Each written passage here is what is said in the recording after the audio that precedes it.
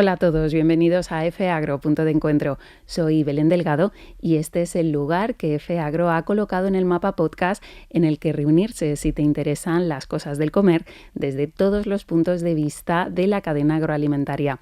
El sitio al que acudir para debatir desde la sensatez, compartir puntos de vista y trabajar juntos por un sistema alimentario sostenible.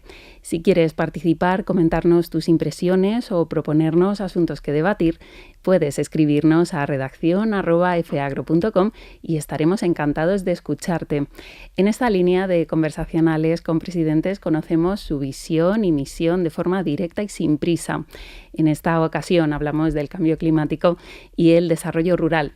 Del 30 de noviembre al 12 de diciembre, Dubái será la sede de la Cumbre del Clima o COP28, una ocasión para avanzar en las negociaciones internacionales que marcan la lucha contra el cambio climático, tanto para mitigar su impacto reduciendo las emisiones de gases de efecto invernadero como para lograr una mayor adaptación al clima.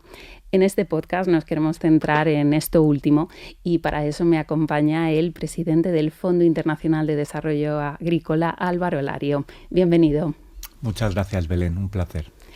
El FIDA, comenzamos hablando del FIDA, que es un organismo especializado en Naciones Unidas que financia proyectos relacionados con la agricultura y la alimentación en las zonas rurales, en los países en desarrollo.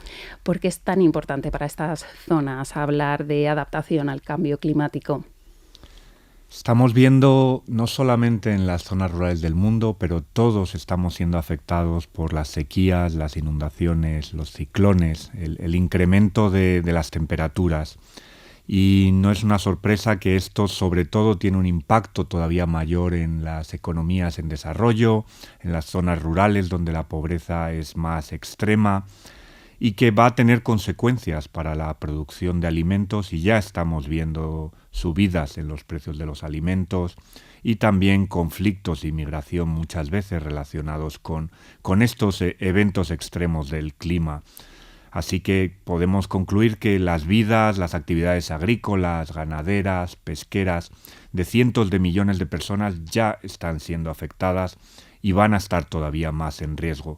Por lo tanto, la adaptación es igual de importante que la mitigación. Existen soluciones para poder invertir en buena parte de esta población y también poder ayudarles en cómo hacer la transición a esta parte de agricultores a pequeña escala. Buena parte de las inversiones actuales están en mitigación, están sobre todo en países desarrollados, pero es muy importante y muy urgente que también podamos invertir en ayudar a salvar vidas y especialmente en este tipo de poblaciones que son todavía más vulnerables a estos cambios. ¿Y qué podemos esperar de esta cumbre de Emiratos? Porque sí que hemos visto que en los últimos años ha crecido ese interés por integrar la parte de los sistemas de la alimentación a las políticas de medio ambiente, de clima. ¿Qué nos espera con esta COP?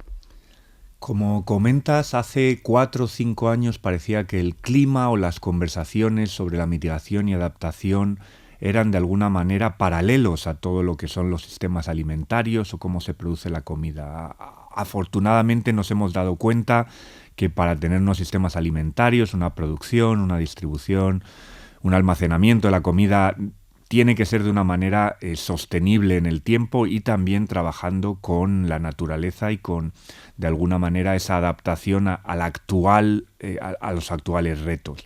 Para nosotros la Cumbre del Clima es cierto que sobre todo trata sobre negociaciones entre Estados miembros con representantes de países, desde los más ricos y poderosos hasta los más vulnerables, pero es una manera también de medir el progreso que estamos realizando y también de hacer una serie de aportaciones y de inversiones que podamos medir en el tiempo. Es importante que las acciones gubernamentales tengan esta transparencia y responsabilidad, pero también tenemos a la sociedad civil, incluida ONGs, los científicos, el sector privado, y que todos juntos podamos de alguna manera abordar este cambio climático. En especial la cumbre que tenemos ahora en Emiratos Árabes, la COP que llamamos COP28, es importante que continuemos viendo cómo podemos canalizar más inversiones y también algunas de las promesas pasadas, como los 100.000 millones que se prometieron en 2009 de financiación anual, se cumplan.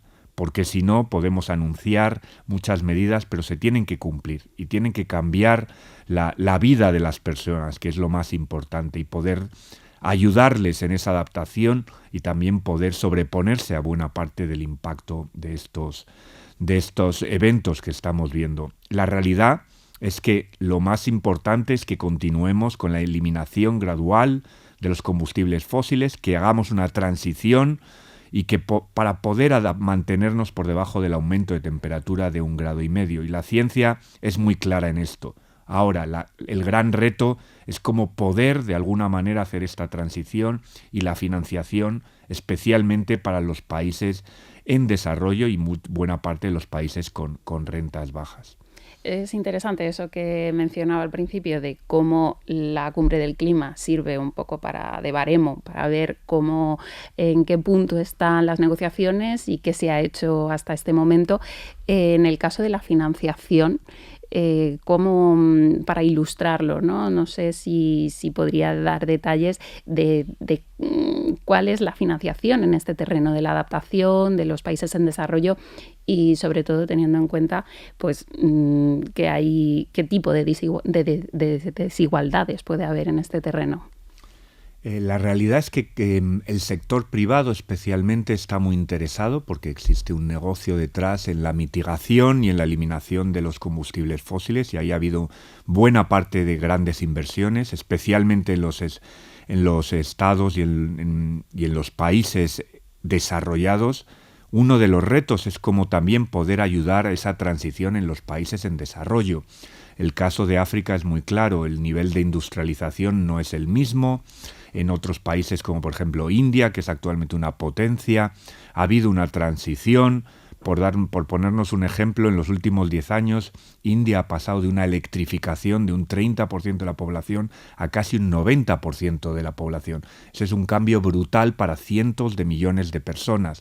En el caso de China, han conseguido eliminar la extrema pobreza hace unos años y han sacado de la pobreza a más de 400 millones de personas. Estamos hablando de cifras muy impresionantes. La gran pregunta es para algunos países, sobre todo como África, en su proceso de industrialización, cómo podemos ayudarles a no cometer los mismos errores que hemos cometido con el mismo tipo, de alguna manera, de dependencia de del petróleo y de buena parte de este tipo de combustibles fósiles que sabemos que tienen un impacto fuerte sobre nuestras vidas y sobre la naturaleza. Así que la financiación de estos países es muy importante. En la pasada cumbre del clima se habló de un fondo de pérdidas y daños. Todavía estamos negociando sobre quién contribuirá, cómo va a ser la gobernanza. Es complejo, desde luego, pero mientras tanto tenemos que enfocarnos también en no olvidarnos de la población que está sufriendo, especialmente en los países más pobres, buena parte del impacto de estos climas. Por ejemplo, en Pakistán, 1/3 de su tierra y de su país básicamente desapareció debido a las inundaciones. Esto tuvo consecuencias, siendo el 4º país de la producción de arroz en buena parte de los precios del arroz en todo el mundo. Lo mismo hemos visto, por ejemplo, la conexión ahora mismo en la invasión por parte de Rusia de Ucrania y cómo ha afectado a buena parte de los precios de los cereales. Es muy claro que todos estamos conectados en la producción de alimentos y que el clima es una parte que también tiene un impacto en los precios de los alimentos. Y de hecho los países pobres se quejan de que ellos, sin haber sido responsables del cambio climático, al final están asumiendo gran parte de estas pérdidas en la agricultura. ¿Cómo lo vemos? ¿Cómo se ve reflejado? Bueno, tengo la oportunidad como presidente de una agencia de Naciones Unidas de reunirme con muchos presidentes de diferentes países y mis conversaciones en África especialmente se centran en que consideran que no tienen que tomar prestado incluso a tipos de interés muy concesionales, del 0,5 o el 1%, para abordar un costo de algo que ellos no han provocado. en este caso consideran que tiene que ser a través de subsidios y de inversiones de los países que han provocado a través de su industrialización buena parte del cambio climático. Así que las conversaciones no van a ser sencillas, pero lo que no podemos tampoco es tener una explosión demográfica, una gran migración debido al cambio climático, a la pobreza, que nos está afectando a todos. Y yo creo que es mejor prevenir, invertir, que después tener que continuar con las catástrofes humanitarias y los conflictos que estamos viendo. Hace unos días, además, salía este estudio de la diferencia que hay en las finanzas climáticas y hablaba precisamente de que la financiación para el clima había disminuido hasta un 44%, que lo que era la financiación en agricultura, creo recordar, era menos del 1% en países en desarrollo. Todo esto me imagino que como presidente del FIDA le gustaría que aumentase mucho más, ¿verdad? Yo creo que una parte fundamental es la financiación, como comentábamos, pero también que esa financiación al final tenga un impacto en las vidas de estas personas que viven en las zonas remotas, que es donde está la pobreza. Muchas veces pensamos que la inversión en el clima solo es sobre infraestructura, sobre las grandes inversiones, pero también las personas que están sufriéndolo tenemos que ayudarles en esta transición, y ayudarles consiste no en darles comida, sino en darles los medios para que puedan liderar su propio desarrollo. Y para esto es muy importante que los eventos como por ejemplo las inundaciones en Sudán del Sur, la gran sequía que vemos en Madagascar, también en Somalia, es decir, necesitamos invertir en una serie de infraestructuras que tengan también un impacto en las vidas de las personas más pobres y más vulnerables. No vale solo con atraer grandes inversiones del sector privado, esto se tiene que transformar en el cambio en las vidas de estas personas. De hecho, no sé cuántos países le ha tocado visitar en este tiempo que lleva como presidente del fondo, pero, por ejemplo, en España hemos visto en los últimos meses, años, a los agricultores salir a las calles pidiendo ayuda, pidiendo apoyo, porque realmente su rentabilidad se está viendo comprometida y, sobre todo ahora que llevamos unos años de sequía, no sé cómo ve la situación fuera, qué es lo que le transmiten los productores de los otros países. Pues es un tema que afecta tanto a los países desarrollados como a los países en desarrollo. Hemos visto gobiernos caer en Holanda, en Bélgica. Vemos temas muy complicados en algunos de los países nórdicos relacionados con cómo se produce la comida. O sea, es un tema que nos afecta a todos, no solo a los países en desarrollo. Hablamos de anécdotas como ahora que el Reino Unido vaya a producir más vino. Es evidente que el cambio climático nos está afectando a todos. Efectivamente, he tenido la suerte de viajar a muchos países. Estuve, por ejemplo, con el gobierno del presidente Lula en la región del noreste, y por poner un ejemplo, en Brasil, que es una gran potencia agroalimentaria en el sur, una de las principales compañías del mundo están en el sur, pero en cambio en el norte es una región semiárida que tiene grandes retos relacionados con el agua, con la calidad del terreno, y ahí, por ejemplo, hicimos un proyecto con el Banco Nacional de Desarrollo, con los gobiernos regionales, en los cuales estamos atendiendo específicamente a ese componente de adaptación al clima con infraestructuras de agua, cisternas, acceso al agua con pequeños agricultores y después comercialización para poder crear condiciones de vida que les permitan salir de la pobreza y tener una vida digna. Y buena parte de la pobreza, en este caso de Brasil, está en estas regiones que tienen todavía un reto mayor debido al clima. ¿Qué instrumentos entonces tiene el FIDA para ofrecer a los países en desarrollo? Por nuestra parte, trabajamos mucho con la movilización de fondos climáticos, del Fondo Verde del Clima, del Fondo de Adaptación.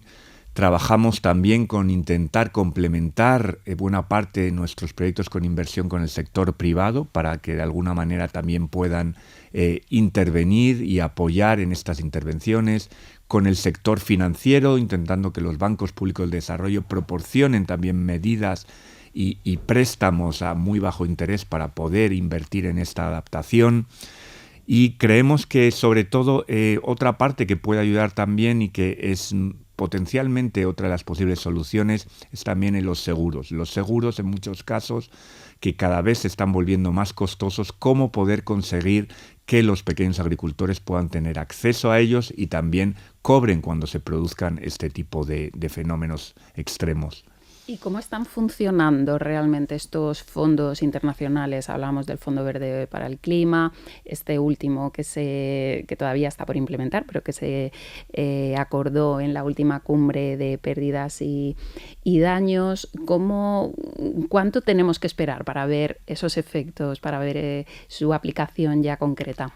Pues está habiendo muchas inversiones, intervenciones, pero no al nivel que nos gustaría, especialmente por cada euro que se invierte en adaptación, se invierten 12 euros en mitigación. Todavía la adaptación está claramente infravalorada y no se invierte lo suficiente. Se esperaba en 2019, se acordó que para 2025 la financiación de buena parte internacional estaría en los 40.000 millones, estamos ahora en 21.000 millones, con lo cual todavía hay unas grandes brechas de inversión y de financiación.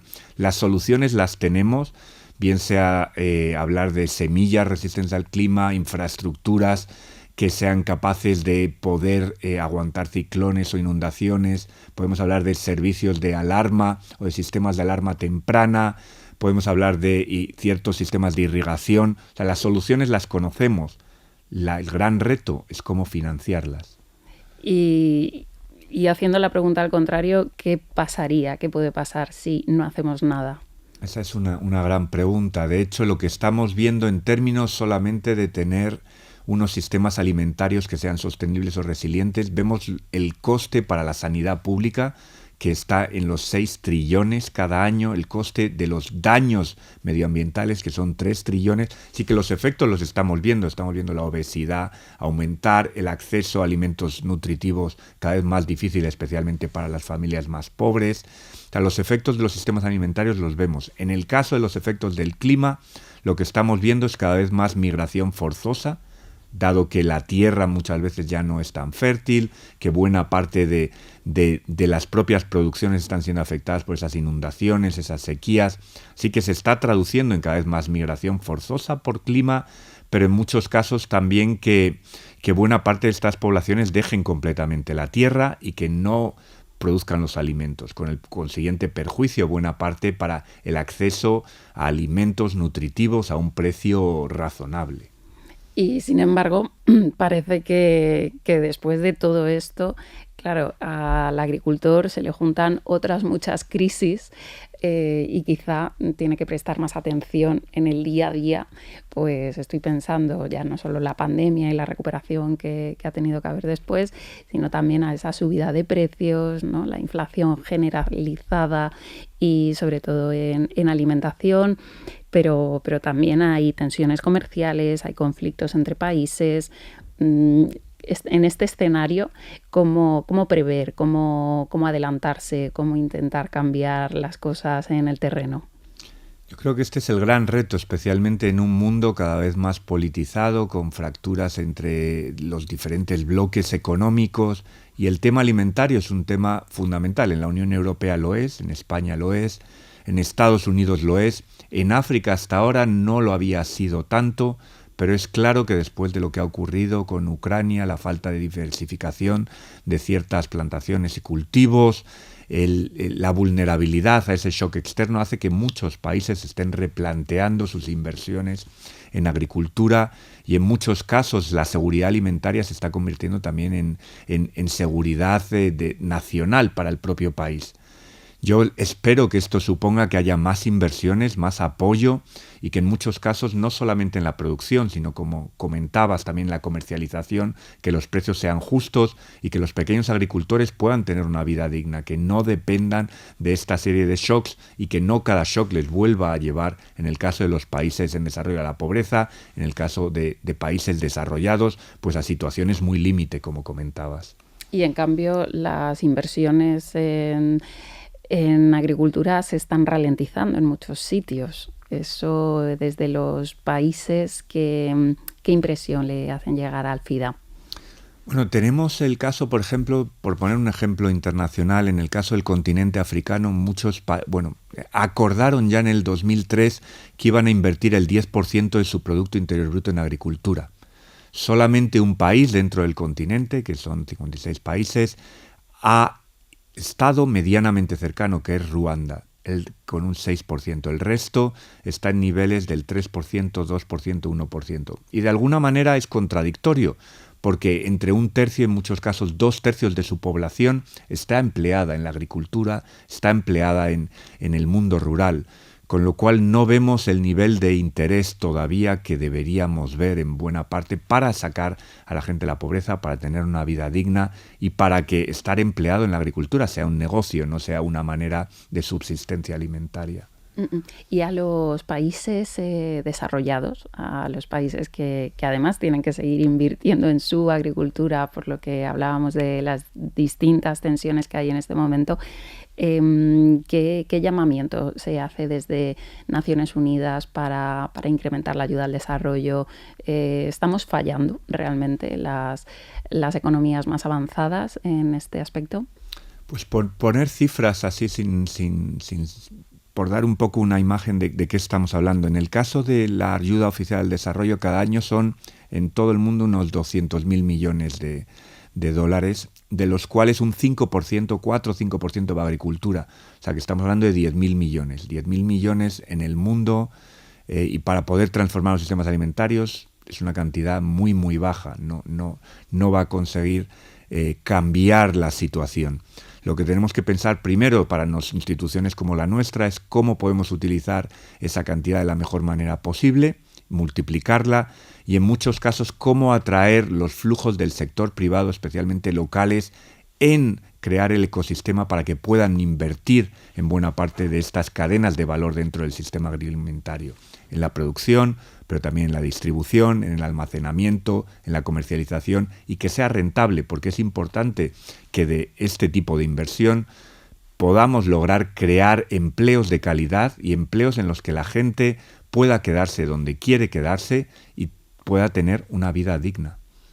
Y ya para terminar, porque se nos acaba el tiempo, ¿qué podemos hacer desde el mundo de la comunicación? O sea, por la parte de las instituciones, de los organismos internacionales, mucho se está haciendo, pero no sé, algún consejo para medios de comunicación, influencers, redes sociales, en ese intento también de visibilizar más la cuestión del medio ambiente y de mejorar los sistemas alimentarios.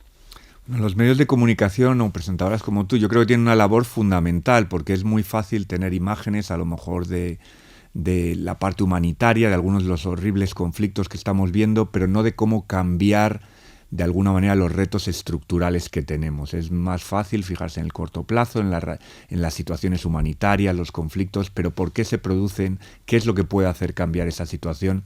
Es fundamental que todos tengamos de alguna manera una contribución. Por poner un ejemplo, uno de nuestro embajador de buena voluntad de FIDA de Naciones Unidas es un actor inglés muy famoso, Idris Elba. Y gracias a buena parte de sus intervenciones, de conseguir hablar de temas de producción, de comida, alimentarios, hemos conseguido un eco mucho mayor. Así que yo creo que todas las plataformas son importantes para ver cómo podemos cambiar esto estructuralmente. Si no, es posible que dentro de 10 años volvamos a vernos, volvamos a hablar y desgraciadamente estas inversiones o estos cambios estructurales no se hayan producido, la situación humanitaria sea peor, el número de personas que desatendidas y que tengan inseguridad alimentaria haya incrementado, y esto hablamos de una persona de cada 10 en el mundo. Muchas veces es difícil imaginarse esa realidad. Yo tengo la fortuna de poder visitar estos sitios. Son personas que necesitan ese empuje, una oportunidad. No que les demos comida, sino que invirtamos en su acceso a poder financiarse, su acceso a la tecnología, su acceso a la tierra. Pues con esa idea, ¿no?, de ayudar a los demás a mejorar esa alimentación para todos, nos vamos a ir despidiendo porque, bueno, creo que temas de todas formas no nos faltan y ni para este ni para otros muchos podcasts. Espero que nos acompañéis en FEAGRO para seguir analizando la realidad del sector primario desde la sensatez del debate. Gracias a Álvaro Lario, presidente del FIDA, por ayudarnos a comprender mejor mejor esa relación entre el cambio climático y el desarrollo rural en el mundo. Hasta la próxima. Muchas gracias, Belén. Es una oportunidad y una ventana para poder dar a conocer estos temas que yo creo que nos afectan a todos y que es importante que los tengamos en cuenta. Muchas gracias. Y gracias a vosotros por escucharnos. No dejéis de estar al tanto de la actualidad en www.feagro.com y de seguir Feagro Punto de Encuentro, que es el lugar de todos.